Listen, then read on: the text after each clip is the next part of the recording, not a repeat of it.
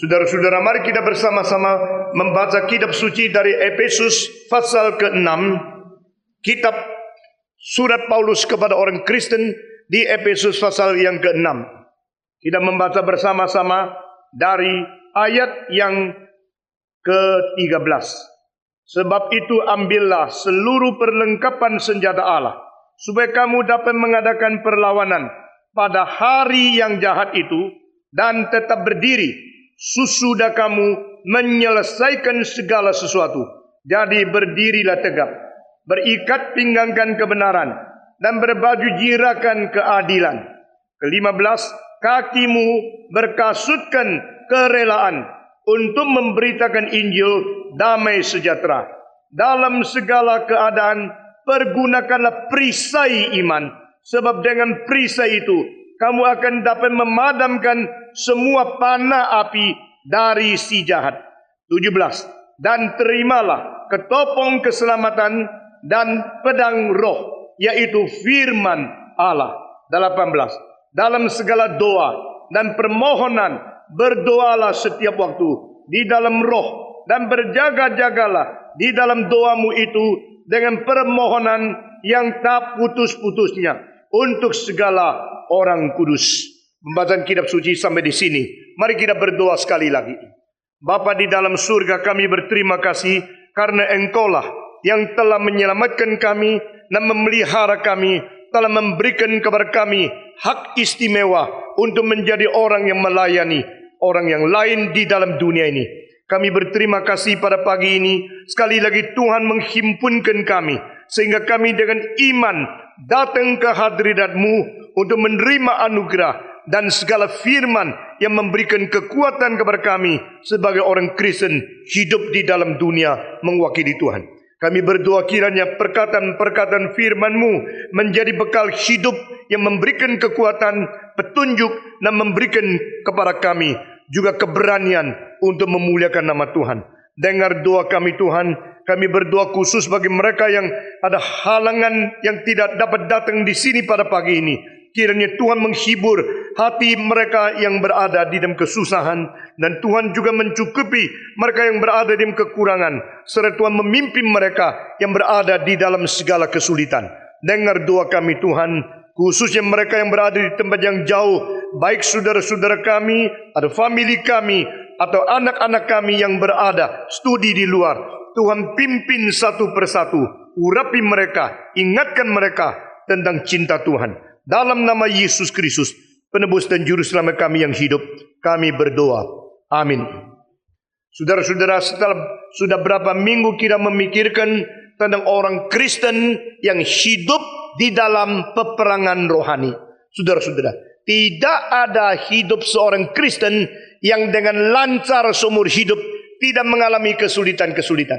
Tidak ada pelayanan yang lancar dan tidak ada halangan, tidak ada kesulitan.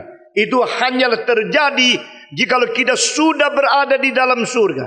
Tetapi pada waktu kita berada di dunia ini, kita tetap hidup di dalam dunia masyarakat yang terbentuk dari orang-orang berdosa. Dan kita berada di tengah-tengah dunia di mana ada kuasa yang tidak kelihatan telah berada campur aduk di dalam masyarakat ini, yang memerintah, menguasai, dan akan memimpin dunia ke dalam kekacauan balauan itu. Saudara-saudara, hanya manusia yang beriman kepada Kristus, yang mengerti bijaksana surgawi, dan diberikan kepintaran untuk menjelajah akan segala sesuatu step-step daripada iblis. Maka kita melihat kekuatan itu bukanlah kekuatan yang gampang kita lawan. Saudara-saudara, Paulus berkata, pakailah senjata Allah yang lengkap. Berarti dengan bersandar kepada diri kita sendiri, kita tidak mungkin hidup sukses. Dengan bersandar kepada kepintaran diri kita sendiri, kita tidak mungkin berdiri tegak. Dengan kepandaian dan daya yang ada pada diri kita sendiri, tak mungkin kita mengalahkan musuh yang tidak kelihatan itu. Saudara-saudara sekalian, kita sedang menghadapi kekuatan yang tidak kelihatan.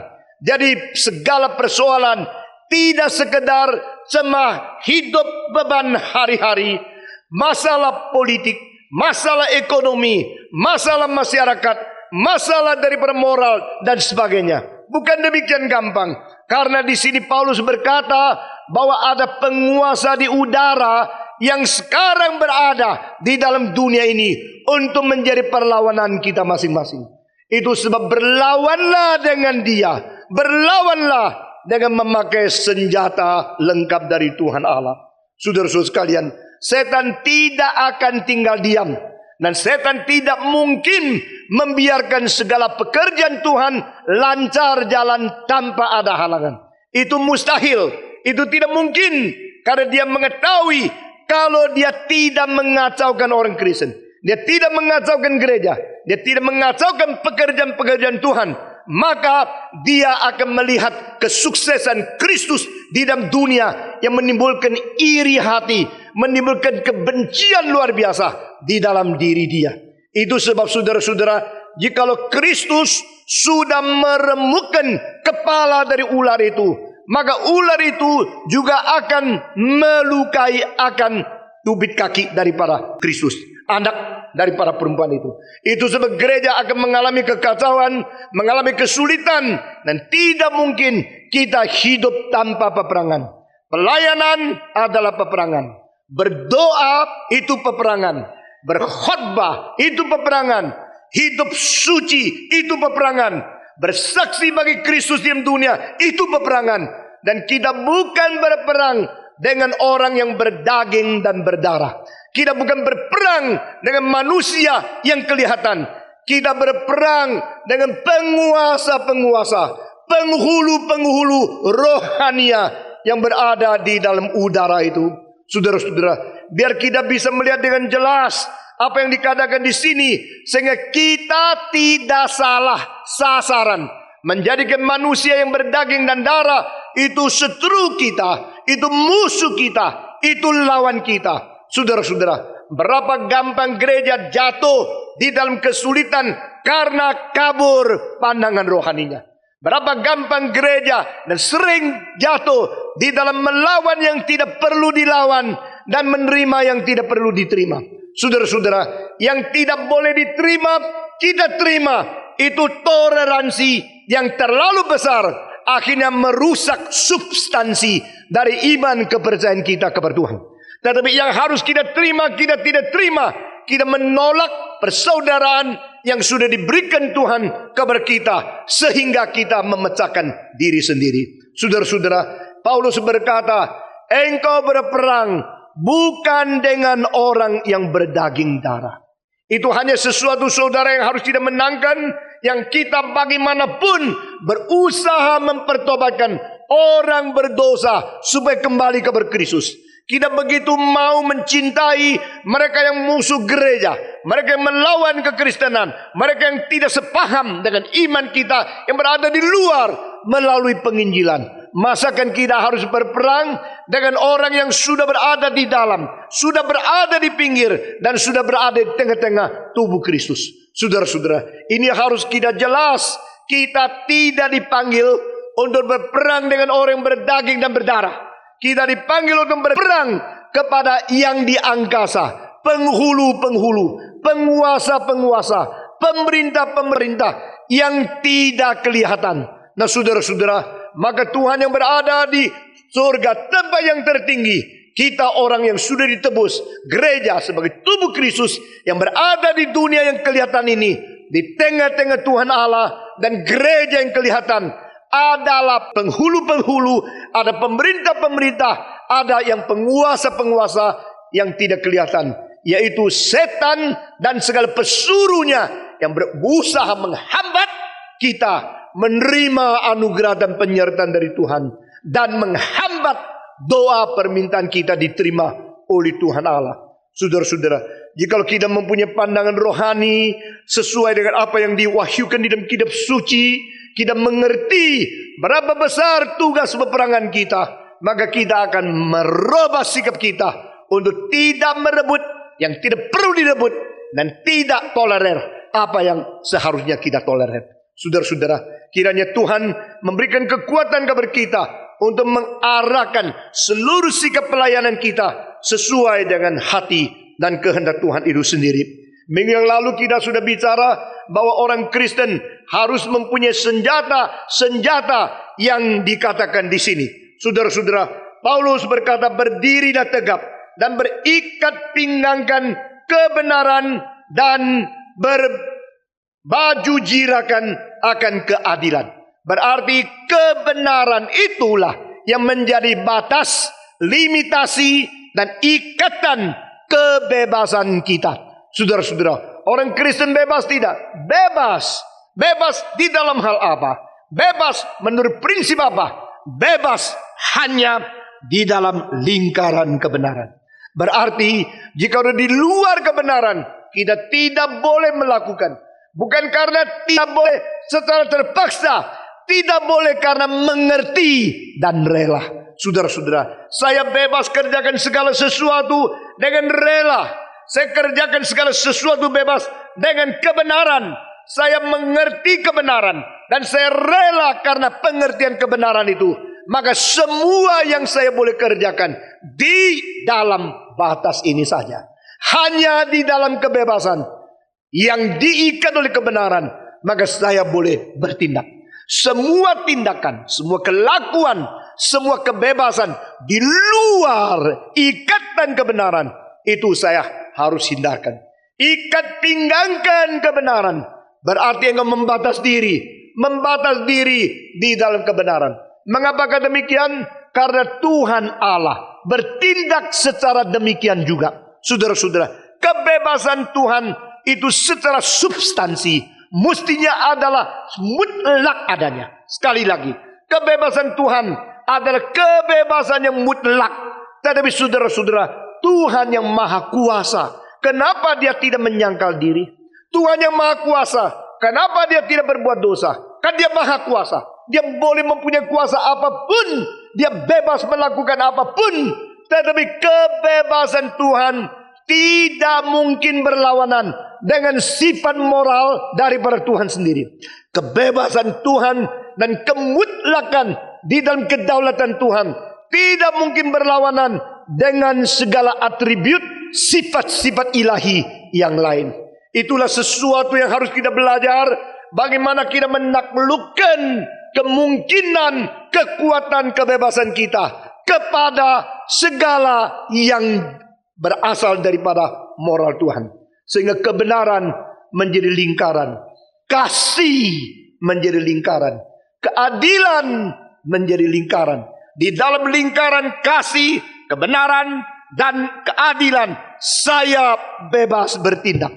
Saya boleh kerjakan segala sesuatu, atau yang saya kerjakan itu berdasarkan cinta kasih. Saya boleh kerjakan segala sesuatu, asal apa yang saya kerjakan semua itu berdasarkan kebenaran. Saya boleh kerjakan segala sesuatu, asal kerjaku, segala tindakanku berdasarkan keadilan. Saudara-saudara, ini berarti mengikat pinggangkan diri dengan kebenaran. Karena ini cara Tuhan bertindak. Saudara-saudara, mengapa Tuhan tidak kerjakan ini? Mengapa Tuhan tidak kerjakan itu? Sebab satu-satunya adalah dia tidak pernah memperlawankan kebebasan, kedaulatan dia dengan segala sifat ilahi yang lain. Tuhan yang adil, yang suci, yang benar, yang penuh dengan cinta kasih, dan yang berbajik adalah Tuhan yang mengikat kedaulatannya dengan benar, kasih, suci, keadilan, dan kebajikan itu. Sehingga dia bertindak di dalam satu ikatan. Demikianlah hidup orang Kristen. Kita tidak boleh bebas di luar semua batasan itu. Itulah sebab saya memberikan satu rumusan bahwa segala sifat moral Allah harus menjadi fondasi daripada etika orang di dalam dunia ini. Sekali lagi, jikalau seseorang yang mengajar etika, dia tidak mengetahui dan mengenalkan sifat ilahi, maka etika dia boleh berteori, berprinsip, boleh rumus-rumus yang tinggi sekali. Tidak mungkin dia membawa manusia dan dunia kembali kepada kesucian sehingga menjadikan masyarakat lebih baik.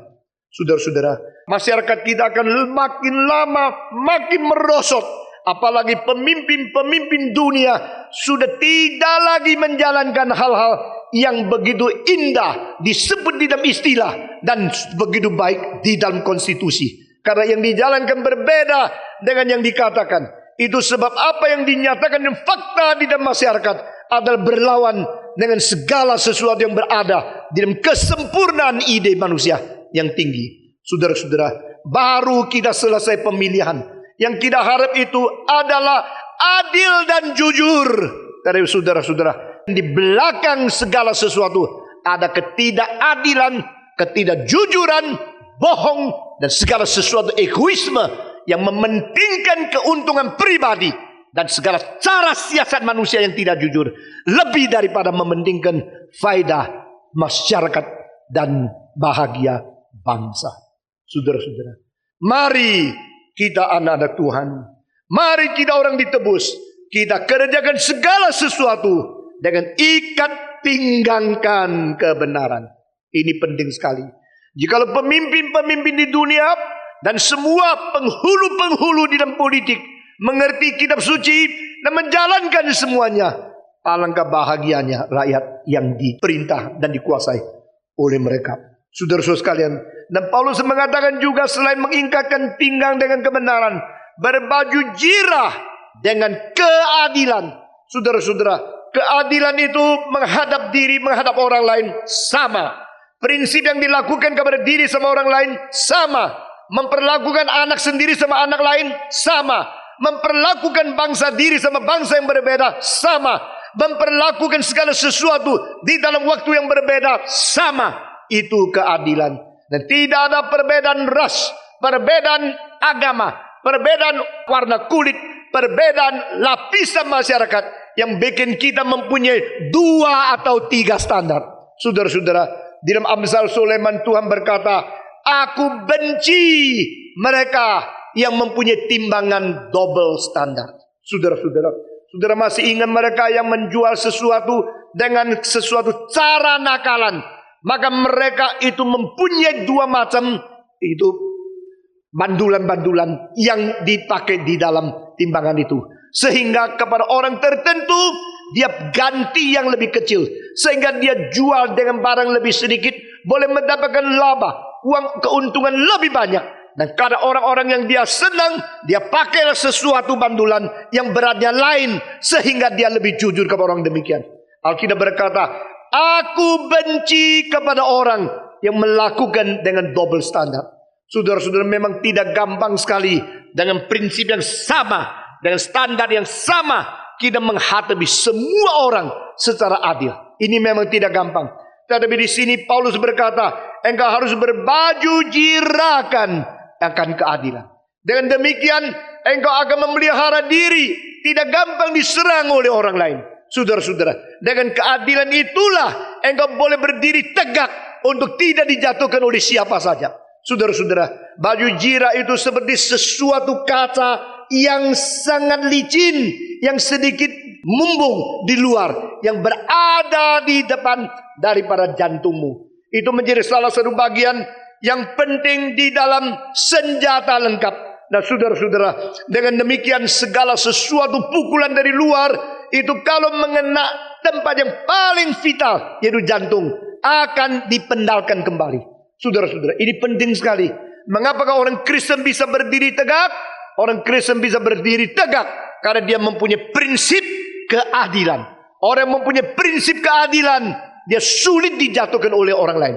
Orang yang mempunyai prinsip keadilan, dia boleh berdiri tegak di dalam kesulitan-kesulitan yang besar. Ini adalah hal yang kedua. Dan di sini dikatakan, kakimu berkasutkan kerelaan untuk memberitakan Injil damai sejahtera. Saudara-saudara, di sini berarti yang ketiga di dalam kita punya senjata, yaitu mempunyai langkah-langkah yang mendatangkan kesejahteraan dan perdamaian melalui semangat dan pemberitaan Injil Yesus Kristus. Saudara-saudara, ada sesuatu pikiran, yaitu bagaimanakah langkah-langkah seseorang itu akan meninggalkan jejak-jejak kaki yang mencatat sejarah dia. Saudara-saudara, pada waktu saya masih muda melayani Tuhan, ada seorang berkata kepada saya, hati-hati dengan seorang pendeta itu. Saya kaget sekali. Kenapa mesti hati dengan seorang pendeta itu? Di mana dia pergi, dia membuat perpecahan. Di mana dia pergi, dia bikin permusuhan. Di mana dia pergi, bikin dua kelompok untuk bertarung. Lalu saya mulai melihat apakah yang dikatakan itu benar. Dia pernah melayani di kota ini, melayani di gereja itu, melayani di gereja itu, melayani di gereja itu. Akhirnya saya telusuri, benar, pendeta itu kemana saja mengakibatkan perpecahan. Kemana saja membuat dua kelompok. Kemana saja bikin di dalam tubuh Kristus perpecahan satu dengan yang lain melawan. Karena dia tidak menanam benih perdamaian.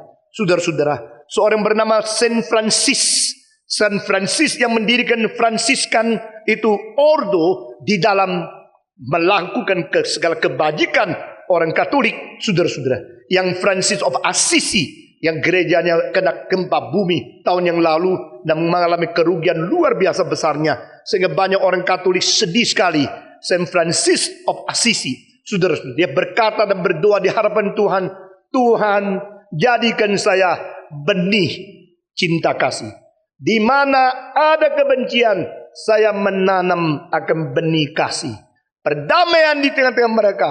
Di mana ada kelemahan, saya menjadi kekuatan. Di mana ada percekcokan, perselisihan, saya menjadi jembatan untuk memperdamaikan orang lain. Nah, saudara-saudara, doa itu menjadi begitu terkenal dan dikutip tidak habis-habis lebih daripada 600 tahun di dalam sejarah. Saudara-saudara, Saint Francis of Assisi mempunyai doa, Tuhan jadikan saya berkat. Jadikan saya berkat. Di mana orang memerlukan, di situ saya boleh mengisi. Yang memerlukan cinta kasih, saya membawa cintamu ke situ. Yang memerlukan perdamaian, saya membawa perdamaian ke situ. Yang memerlukan penghiburan, saya menjadi alat penghiburan ke situ.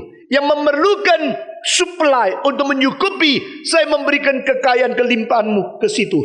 Tuhan, jadikan saya berkat. Salurkan berkatmu melalui aku, sehingga selama saya hidup, di mana saya berada, saya selalu menjadi faktor konstruktif, faktor yang mendamaikan, faktor yang memperindah dunia yang sudah rusak ini. Saudara-saudara sekalian, inilah yang dihendaki oleh Paulus. Dia berkata, berkasutkan kerelaan untuk memberitakan Injil Tuhan Yesus. Berkasutkan sepatu perdamaian.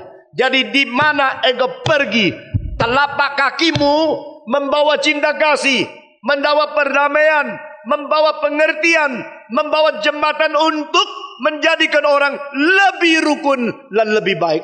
Saudara-saudara, tahun lalu kita melihat ada jejak kaki dari orang yang hati dan niatnya jahat sekali.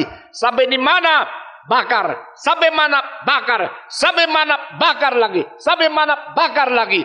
Setelah mereka lewati perjalanan itu, yang ditinggalkan ada puing-puing, kematian, kebencian, dan segala kerusuhan. Itulah jejak kaki orang yang penuh dengan benci dan dendam. Saudara-saudara, kita hidup di dalam dunia tidak mungkin tidak ada salah mengerti. Kita hidup di dalam dunia tidak mungkin tidak ada kesulitan perselisihan. Kita tidak mungkin tidak hal yang sangat salah, tidak mengerti satu dengan lain.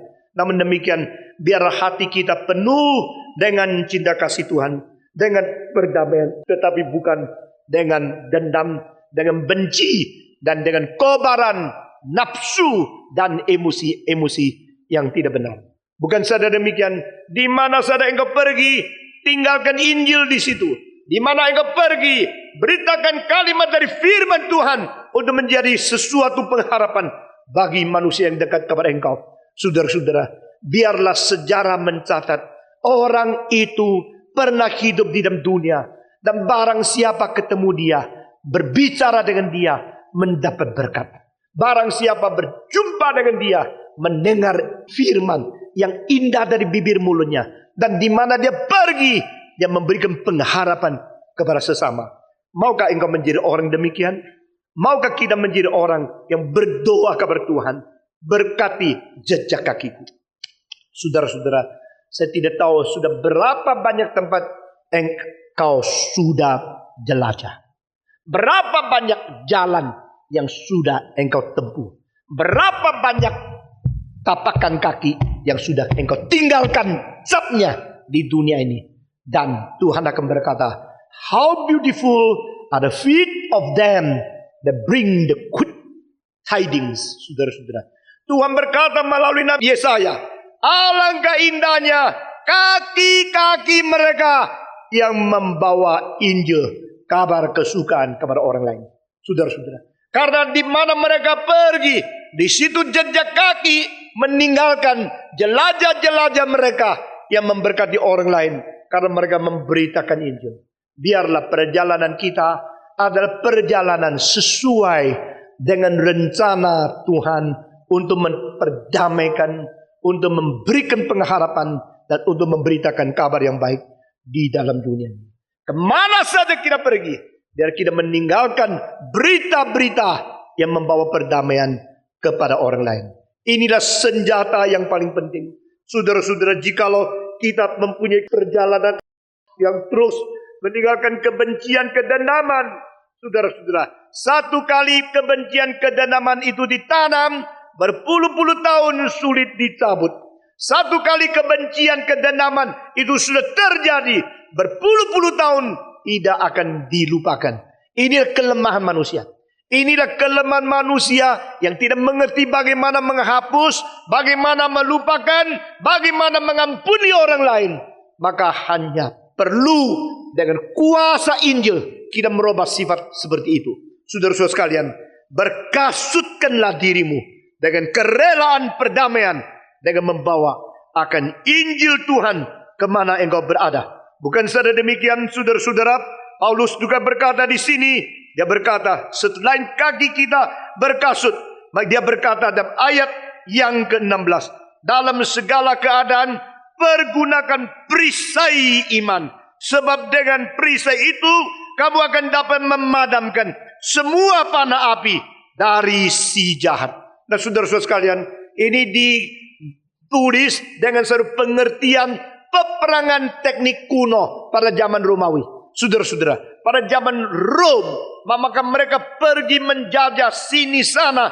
Mereka memakai cara-cara yang lebih canggih daripada bangsa-bangsa yang tidak mempunyai teknologi peperangan seperti orang Romawi.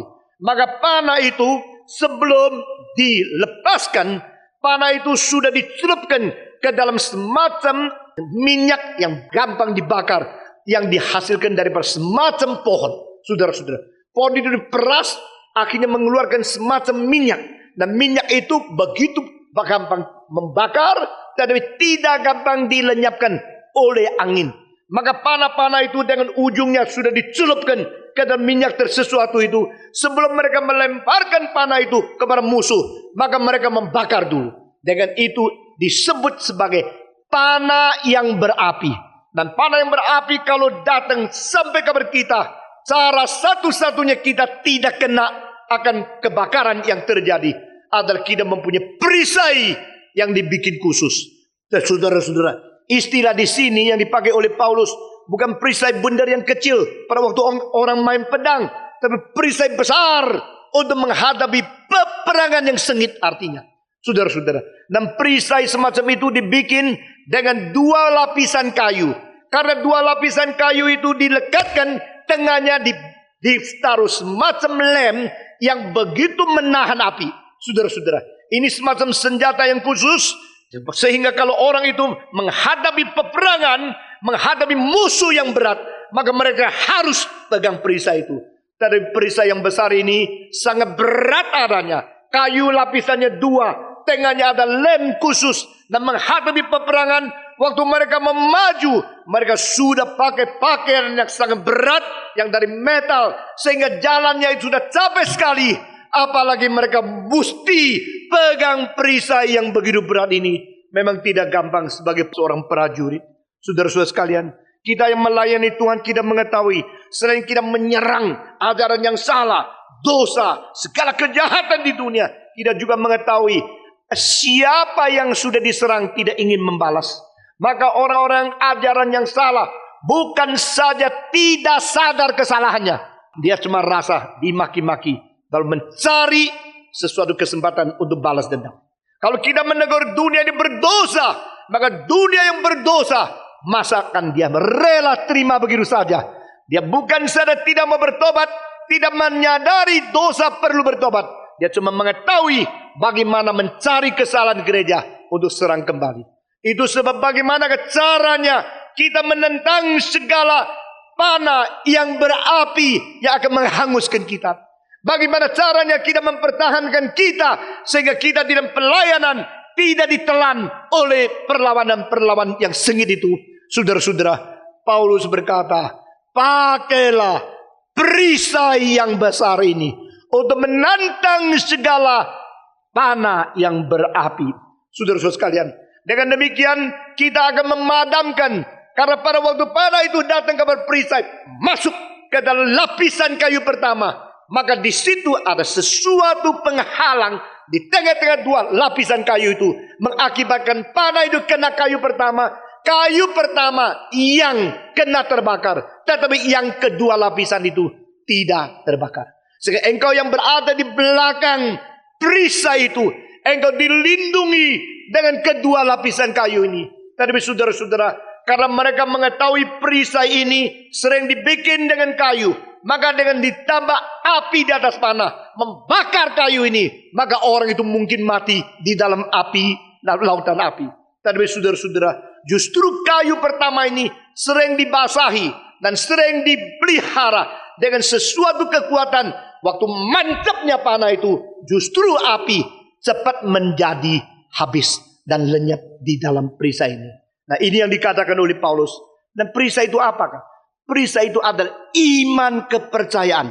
Dan di sini istilah yang dipakai di bahasa Greka bukan percaya kepada Yesus engkau diselamatkan, bukan iman semacam itu, tapi adalah iman yang percaya kepada Tuhan dan bersandar di bawah segala kuasa yang tertinggi dari Dia yang melindungi kita. Nah, saudara-saudara, di sini saya membagikan iman di dalam dua lapisan. Iman pertama adalah iman yang datang kepada Tuhan dengan membuka kedua tangan untuk menerima anugerahnya. Ini adalah semacam iman kepercayaan, pistos, fide, yang kita datang menerima anugerah Tuhan. Tuhan, aku percaya kepadamu. Tuhan, aku menerima anugerahmu. Tuhan, aku takluk kepadamu. Dan Tuhan, sekarang aku mengikuti engkau. Itu iman kepercayaan yang menerima anugerah Tuhan. Tetapi saudara-saudara, iman Kristen bukan demikian saja. Iman kekristenan lapisan kedua, yaitu saya percaya siapa yang aku sandar. Dan aku tahu Dia akan memelihara aku. Aku tahu Dia tidak meninggalkan aku. Aku bersandar kepada kuasa Dia. Yang disebut di sini adalah iman macam yang kedua tadi. Saudara-saudara, gereja yang mempunyai iman kepercayaan doktrin benar, tapi tidak bersandar kepada Tuhan, itu adalah gereja yang tidak mengerti iman yang ditulis di sini. Saudara-saudara, kadang-kadang saya mengatakan, mengapakah orang Amerika, orang reform, orang yang imannya begitu bagus, teologinya begitu benar, tapi mereka kalau bertindak, mereka kurang beriman sama sekali. Beberapa tahun yang lalu satu konferensi dari teologi reform yang akan diadakan di Indonesia dibatalkan karena memang situasi terlalu kacau dan orang luar negeri tidak berani masuk ke Indonesia. Waktu saya mendengarkan berita itu, saya menggelengkan kepala. Kalau demikian imanmu hanya iman di atas kertas, iman di dalam doktrin, iman di dalam semacam pengakuan saja. Saudara, kita masih memerlukan iman kedua, yaitu saya percaya Tuhan hari ini hidup. Saya percaya Tuhan tidak meninggalkan aku. Aku percaya Tuhan tetap melindungi, memelihara, dan memberikan kuasanya untuk mereka yang menjalankan kehendaknya. Saudara-saudara, iman semacam demikian ini adalah iman yang disebut trust. Not only belief, not only cognitive confessing and knowing and understand and agree with the doctrine and all the thinking. Tetapi ada semacam trust to put totally myself, my total person into the good hand of God. Saudara-saudara, itu namanya iman yang bersandar kepada Tuhan. Di dalam masa kesulitan, kita perlu iman ini. Di dalam melaksanakan pekerjaan Tuhan, kita perlu iman ini. Saya tanya seorang teolog di Amerika, kalau engkau mau mengundang seseorang menjadi dosen sekolah teologimu, caranya bagaimana? Dia mengatakan, kita tidak akan mengundang satu dosen yang baru, kecuali kita dapat dana $1 juta, taruh di bank. Lalu dari bunga 1 juta itu, kira-kira 50.000 menjadi uang yang kita bayar untuk satu dosen. Jadi, kalau tidak 1 juta, tidak tambah 1 dosen. Mau tambah 1 dosen, 1 juta lagi. Mau tambah 1 dosen, 1 juta lagi. Saya mengatakan, kalau Stephen Tong caranya seperti kamu orang Amerika begini, di Indonesia tidak ada sekolah teologi yang didirikan. Di Indonesia tidak ada seminar yang didirikan. Tidak ada hamba Tuhan yang bisa dicetak. Saudara-saudara, sekarang mau membuat seorang bergelar dari Amerika, mesti ratusan ribu baru jadi. Tetapi kita dengan uang yang seminim mungkin akan mencetak pendeta sebanyak mungkin di Indonesia. Dengan pengertian teologi yang sama. Dan saya akan melatih supaya setiap orang berjuang di kesulitan, bersandar kepada Tuhan, untuk memkuatkan mereka dengan iman semacam ini. Kalau iman yang bersandar kepada Tuhan itu betul-betul ada, maka di dalam kesulitan-kesulitan kita tidak lari. Kita pernah mengundang seorang dosen mengajar di Indonesia. Saudara-saudara, akhirnya 3 hari sebelum selesai, dia cepat-cepat minta cepat pulang. Dia selesaikan tugasnya langsung pulang. Karena hari-hari itu Indonesia lagi kacau. Dia ketakutan luar biasa. Yang diajarkan teorinya bagus sekali, tapi yang dinyatakan adalah hidup yang tidak beriman. Saudara-saudara, Paulus mengatakan bukan demikian. Engkau bersenjata lengkap dari Tuhan. Engkau mempunyai senjata, salah satu aspek senjata, yaitu mempunyai satu perisai yang berpercaya kepada Tuhan, bersandar kepada Tuhan, dan segala panah yang berapi dari musuh akan berhenti di sini. Api dan lenyap, dan itu panahnya tidak berfungsi lagi. Karena engkau beriman. Saudara-saudara, berbahagialah mereka yang bersandar kepada Tuhan. Berbahagialah mereka yang memandang kepada Allah, menembusi tempat-tempat pengacau yang di udara. Engkau berpandang kepada Tuhan, dan engkau melihat bahwa Tuhan tidak meninggalkan kita. Saudara-saudara, semua misi di dalam abad ke-19 yang bukan dari gereja-gereja besar disebut faith mission. Saudara-saudara, faith mission sama church mission itu berbeda.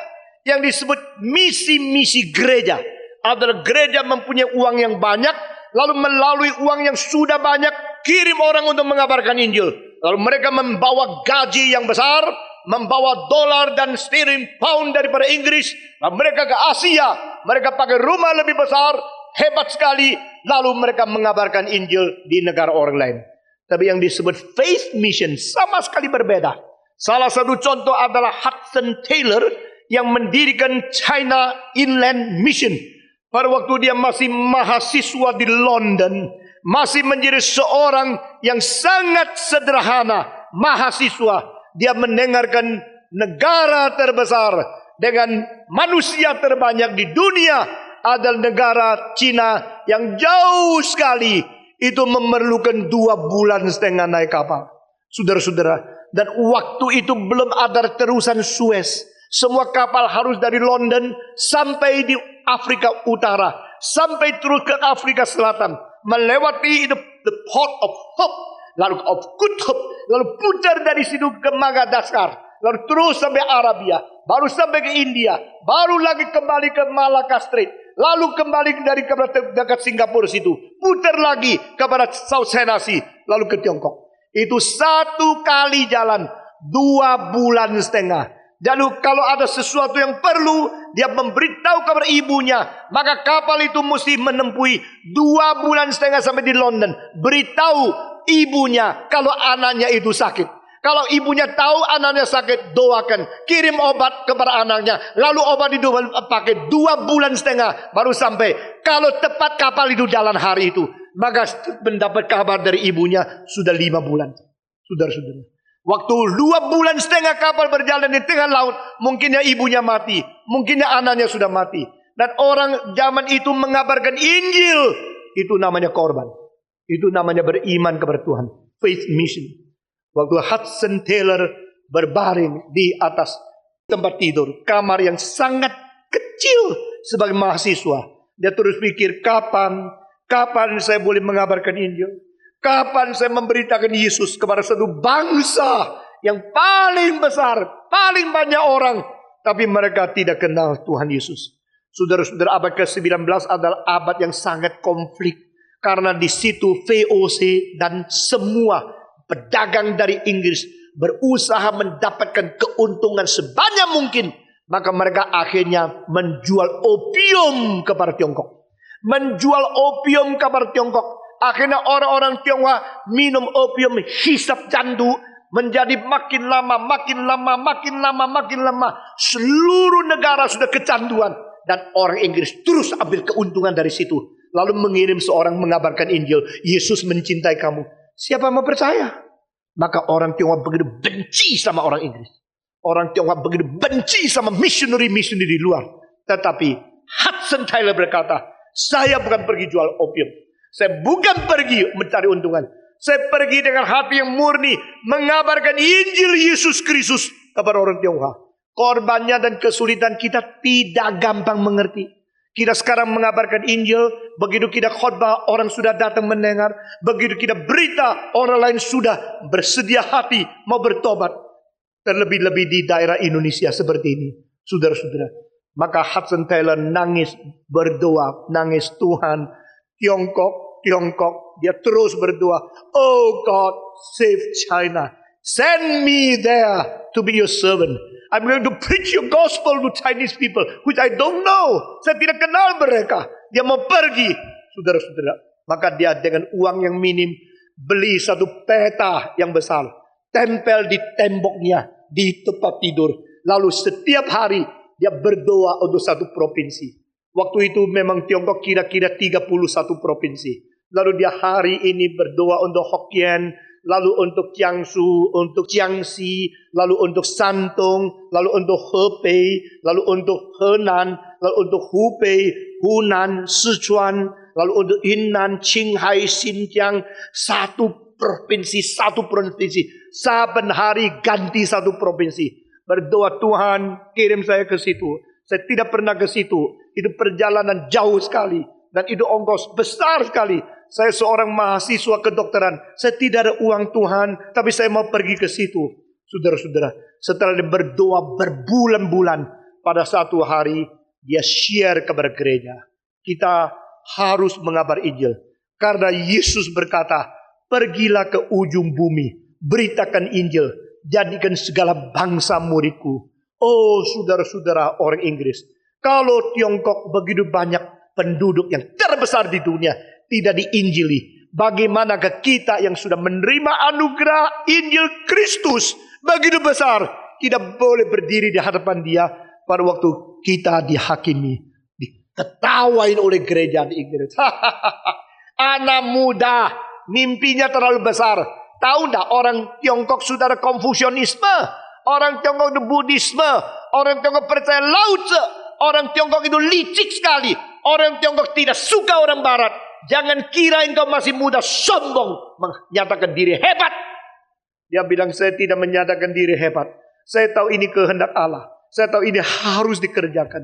Mereka mentertawakan dia dan semua pergi dan gereja tidak sediakan apa-apa. Karena di antara ratusan orang yang dengar, ada 1-2 orang yang diketuk pintu oleh Roh Kudus. Lalu mereka akhirnya menyediakan tiket untuk dia pergi ke Tiongkok. Dia beli satu tiket, pergi ke Tiongkok. 2,5 bulan di tengah-tengah laut yang ombaknya besar sekali. Hudson Taylor yang masih muda sekali. Itu kira-kira tahun 1863. Saudara-saudara, sampai di Shanghai. Begitu dia naik ke atas, saudara-saudara, pantai. Hal yang pertama yang dia lihat, ada sesuatu barisan yang ramai sekali. Ini apa sih? Dia tidak tahu. Dia sebagai orang Inggris, dia melihat itu adalah satu upacara menghantar satu peti yang menuju ke perkuburan. Begitu dia lihat, dia nangis. Dia marah, Tuhan, kenapa saya tidak tiba kemarin? Kalau saya tiba kemarin sebelum dia mati, mungkin saya bisa mengabar Injil kepada orang ini. Saya sudah datangnya lambat. Orang yang mempunyai jiwa penginjilan, hatinya lain. Saudara-saudara, orang yang matanya duit tentok, yang dia lihat itu hanya keuntungan, profit. Kesempatan cari uang sebanyak mungkin, memeras orang lain. Tapi orang yang jiwanya penginjilan, dia lain. Dia lihat orang ini perlu Yesus. Orang ini perlu Yesus. Kalau dia mati kemana? Begitu dia sampai di atas, apante, dia lihat keadaan begini. Dia berdoa dengan tangisan, Tuhan beri aku keberanian. Satu kali dia sudah mulai menjelajah. Dia bilang orang Tionghoa memang sulit menerima Tuhan Yesus. Maka saya harus ke desa. Dia diperbolehkan ke kampung-kampung kecil, desa-desa. Tapi orang desa kalau lihat dia, hidungnya besar, orangnya tinggi, kulitnya putih, pakaiannya pakai jas. Oh, ini setan luar negeri, setan luar negeri. Semua ketahuan dia, semua lari. Yang kuizi lah. Ini adalah setan dari luar negeri datang. Semua lari. Maka dia mengatakan, aduh kalau begini saya bagaimana bisa mendekati orang Tionghoa? Caranya belajar. Nah, abad ke-19 di dalam dinasti Qing, semua laki-laki mesti ada kuncir tunggal. Kalau perempuan boleh 2, laki-laki kuncirnya 1. Jadi rambutnya sampai di belakang, terus diikat menjadi satu kuncir yang panjang, seperti ekor yang lincip, begitu di sini, laki-laki. Sesudah begitu, pakai satu topi hitam untuk tutup atas. Di atasnya ada satu benderan.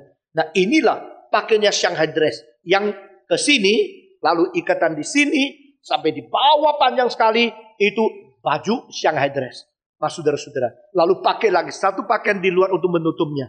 Kalau waktu dingin.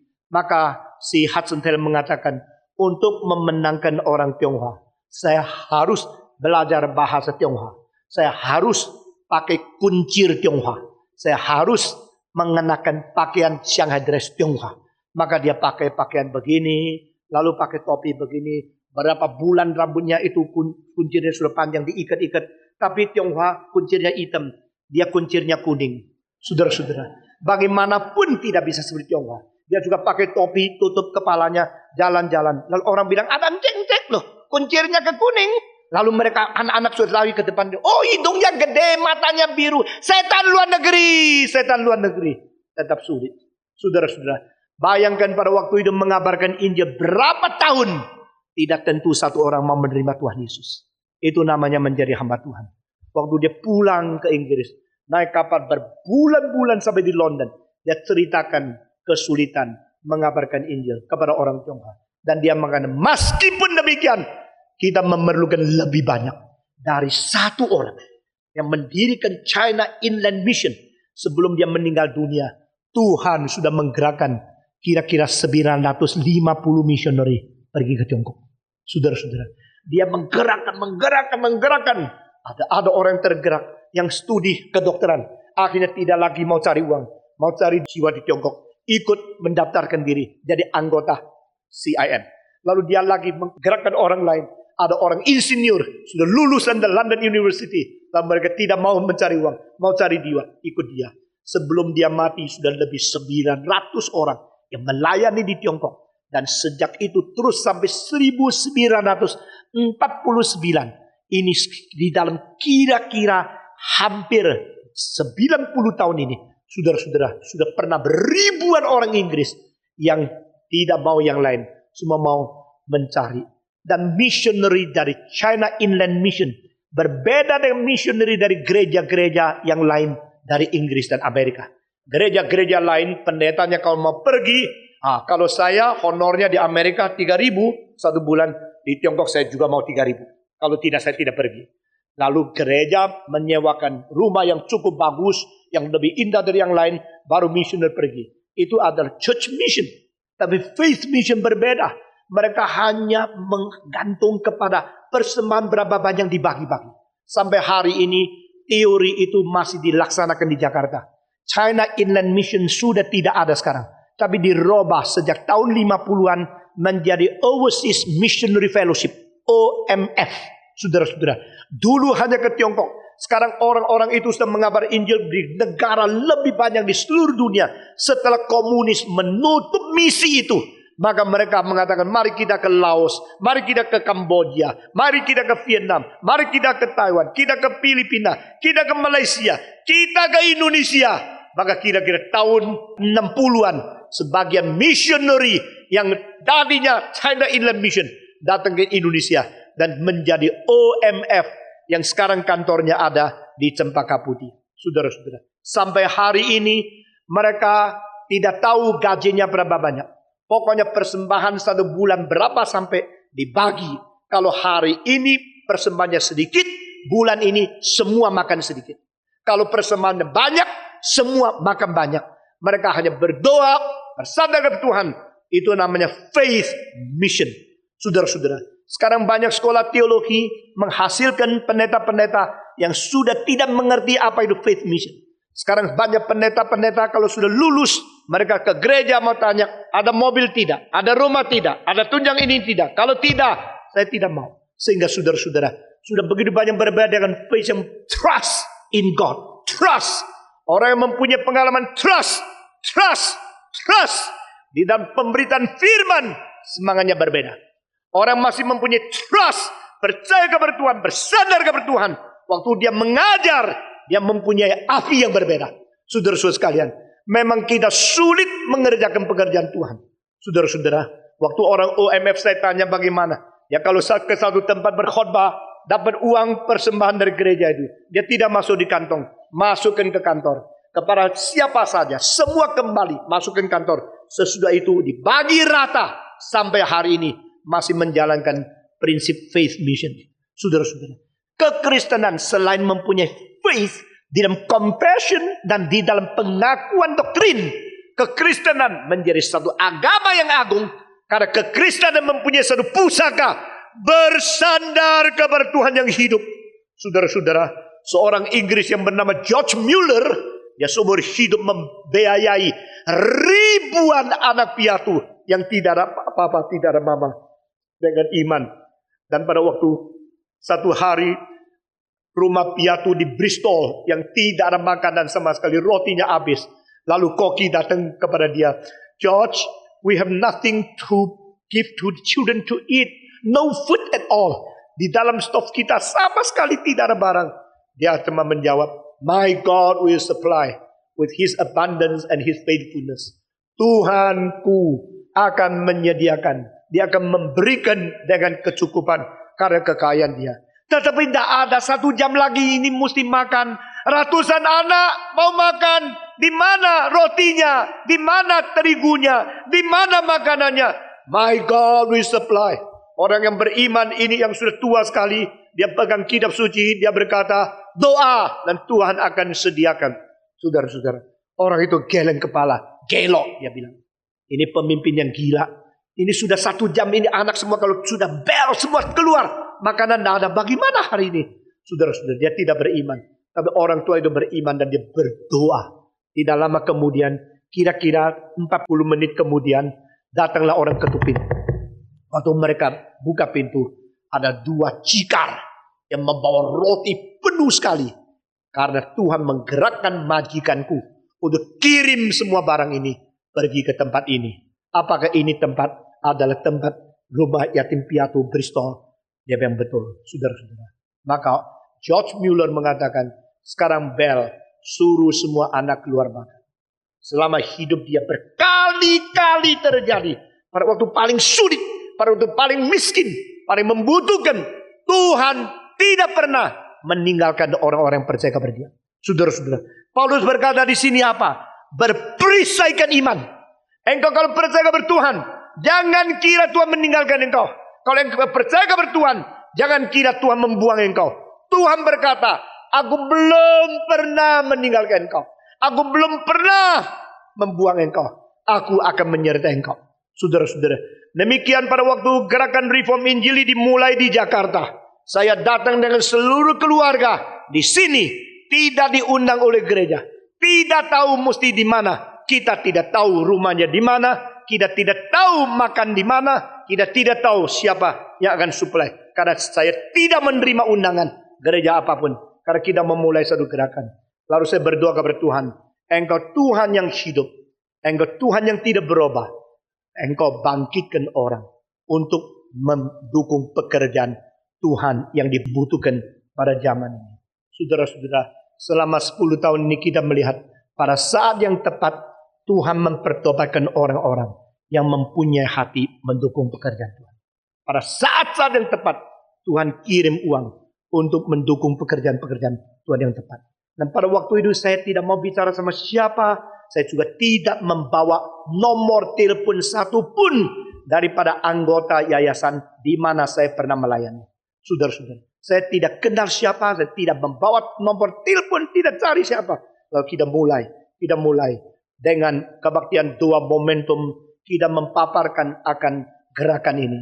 Dengan kebaktian speak, kita mempaparkan ini. Dan semua kita taat dan tunggu kepada Tuhan.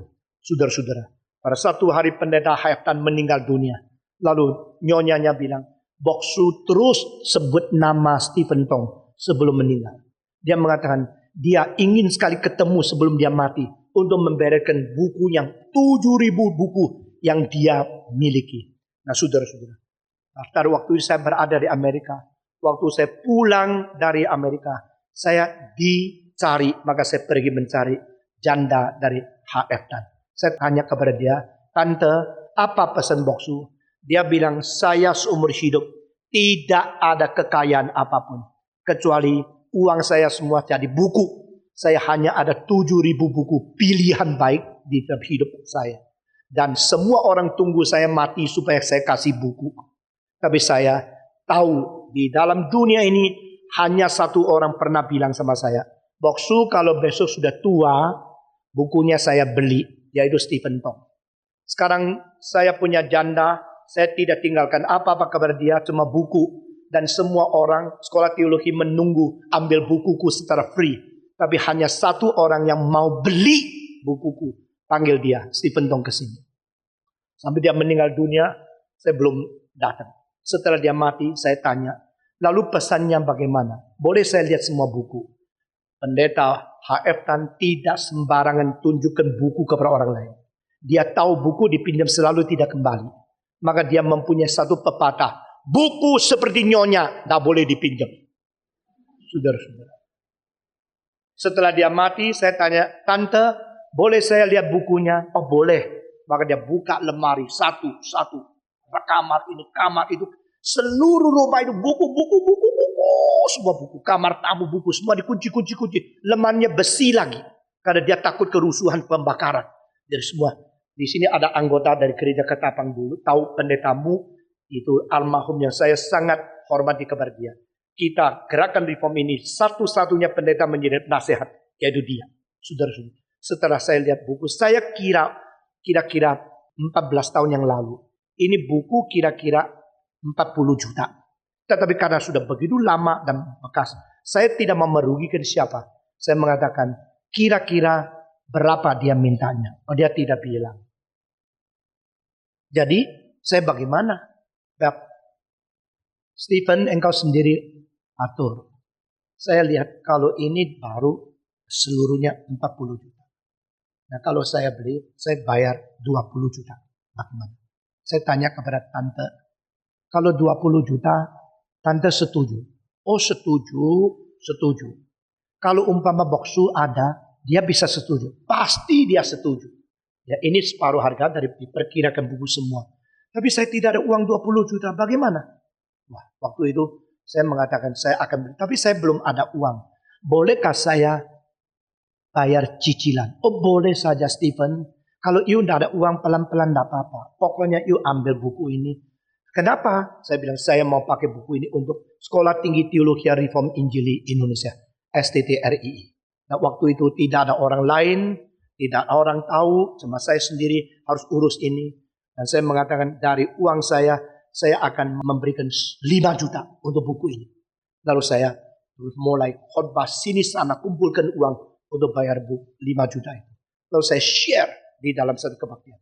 Waktu saya share, ada seorang yang sekarang berada di dalam kebaktian ini. Sekarang ada di sini. Pendeta-pendeta muda semua tidak kenal dia. Dia dengar, dia mengatakan, pasti Pentong seorang hamba Tuhan mau memberikan 5 juta untuk perpustakaan itu. Dia bilang, saya memberi 10 juta. Malam itu dia undang saya makan. Waktu undang saya makan, dia bilang, Pak Tong, yuk mau kasih 5 juta untuk perpustakaan. Saya bilang, iya. Tapi saya akan pelan-pelan membayar 5 juta itu. Dia bilang, saya memberikan 10 juta. Saya berkata, puji Tuhan. Terima kasih Tuhan menggerakkan seseorang. Sesudah itu hal ini sudah diketahui oleh banyak orang. Lalu ada orang kasih 5.000, 10.000, ada 10.000, ada 50.000, ada orang kaya sekali-kali 100.000. Nah, kita kumpul-kumpulkan saudara-saudara. Di dalam setengah tahun 20 juta itu semua lunas. Buku-buku dibawa ke warung buncit, selemari. Dan memang itu buku pendeta yang dari muda dia pilih buku-buku yang baik. Ini menjadi yang pertama, saudara-saudara. Itulah sebabnya kita berani mulai segala sesuatu. Karena kita mengetahui kalau ini adalah kehendak Tuhan. Tuhan akan memberikan kecukupan. Dengan iman sebagai perisai, lalu engkau akan menghancurkan semua panah api daripada musuh. Saudara-saudara, setelah selesai buku itu diserahkan kepada STTRI, kita mengadakan Reform Institute, mulai lagi perpustakaan. Yang besok pagi Hendra akan terbang ke Amerika untuk mencari buku untuk mengisi kebutuhan daripada itu. Selangkah demi selangkah. Dengan apa? Bukan dengan janji orang kaya. Bukan dengan karena budget sudah banyak. Bukan dengan sudah mempunyai pengalaman setumpuk. Tidak. Yang ada cuma satu. Trust. I trust you, my God. I trust you. Kalau orang mau mendukung, silakan. Tidak dukung, tidak apa. Kita sadar kepada Tuhan. Ini gerakan Tuhan. Rencana Tuhan harus dijalankan. Baru 2 bulan yang lalu saya sadar dengan satu hal. Saya tidak sangka pada permulaan cuma 1 GRII di Jakarta. Sesudah itu Surabaya. Sesudah itu Malang. Malang mulai tahun 90. Sesudah Surabaya sama Malang. Lalu berhenti berapa tahun. Tidak ada gerakan apa. Baru mulai Jogja. Lalu Palembang. Lalu Lamban Laun.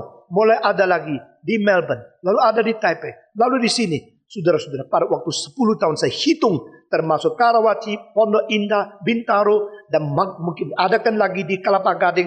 Dan Matraman dan sebagainya. Hampir 20 cabang. Saya tidak tahu. Ini bukan rencana saya. Ini bukan maunya saya. Saya tahu kurang orang.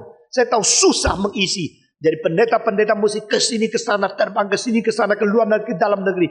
Luar biasa. Saudara-saudara. Saya harap banyak hamba Tuhan yang belajar. Dan saya harap semua yang berada di sekolah tinggi teologi sebelum tamat sudah berani mengabar Injil satu persatu. Mengkumpul ke mereka. Bikin kebaktian doa. Bikin persekutuan. Lalu menuju kepada mendirikan satu gereja yang kecil. Mulai daripada nol start. Karena dengan demikian besok engkau seumur hidup memberitakan firman. Bukan hanya menyampaikan teori.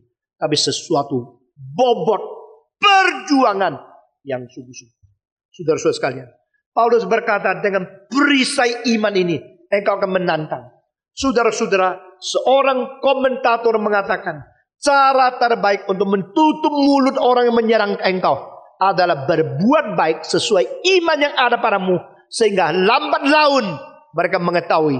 Apa yang diserang oleh mereka itu sebenarnya tidak benar. Plato juga berkata satu kalimat. Fakta hidupmu yang baik. Cara terbaik untuk tutup mulut musuhmu yang mengeritik dan menyerang engkau. Saudara-saudara, kita berperang. Kita bukan bermain-main. Kita berjuang. Kita berperang secara rohani. Kita di dalam zaman ini, akhir abad ke-20, kita memaparkan kebenaran. Kita memberitakan firman. Kita memberikan pengharapan kepada manusia. Dan setan tidak ada tinggal diam. Setan tidak akan membiarkan kita lancar. Pasti membuat segala kesulitan di dengan kita. Tapi kita mengetahui bahwa kita harus bersenjata lengkap dari Tuhan. Kita harus ikat pinggang dengan kebenaran. Kita harus mempunyai baju jirah dari keadilan. Kita harus mempunyai kasut dari perdamaian. Kita harus mempunyai pemberitaan kabar baik. Dan kita harus mempunyai perisai yang bisa melawan segala permusuhan daripada lawan kita yang memberikan panah yang berapi untuk memusnahkan kita. Saudara-saudara, terakhir Paulus berkata, dan engkau harus berketopong keselamatan. Saudara-saudara, lebih penting daripada jantungmu, otakmu, pikiranmu, kepalamu.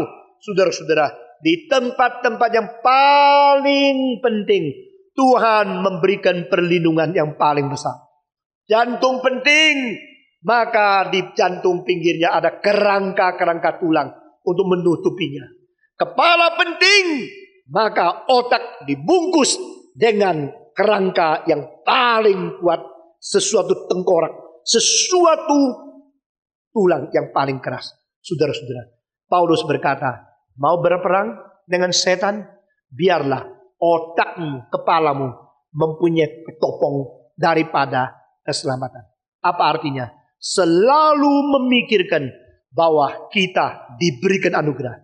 Kita diselamatkan oleh Tuhan.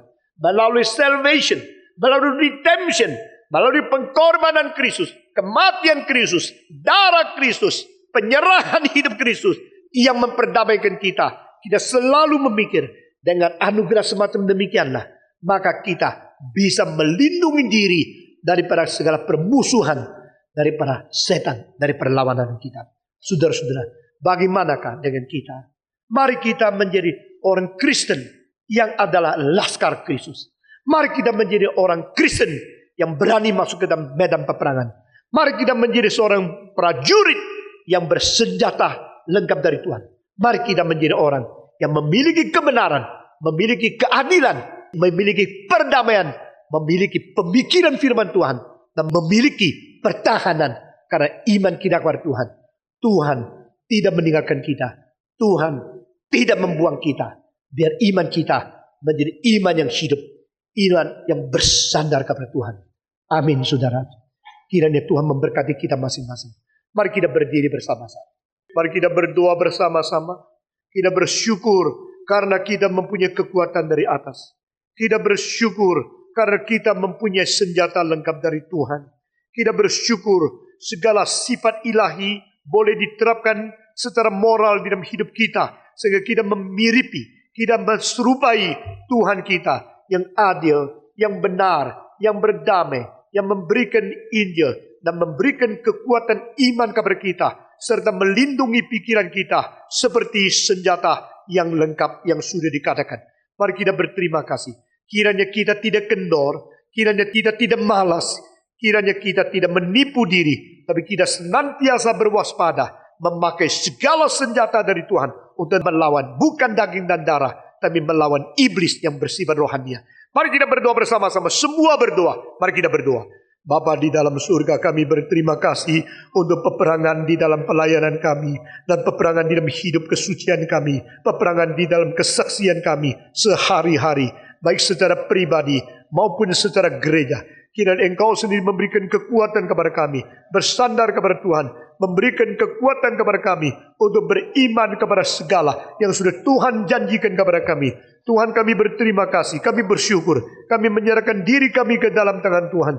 Nyatakan kuasa dan kemuliaan Tuhan di tengah kami. Engkau tidak meninggalkan kami, Engkau tidak membuang kami. Bekerjalah di dalam hati kami sesuai rencanamu, kehendakmu yang Tuhan sudah tetapkan sebelum dunia diciptakan. Dengar doa kami Tuhan. Kami berdoa bagi gerejamu. Tuhan, pimpinlah kami, beri kekuatan kepada kami. Nyatakan kuasa dan kemuliaan di tengah kami. Dengar doa kami yang kami panjatkan dalam nama Yesus Kristus, penebus dan juru selamat kami yang hidup. Kami berdoa. Amin.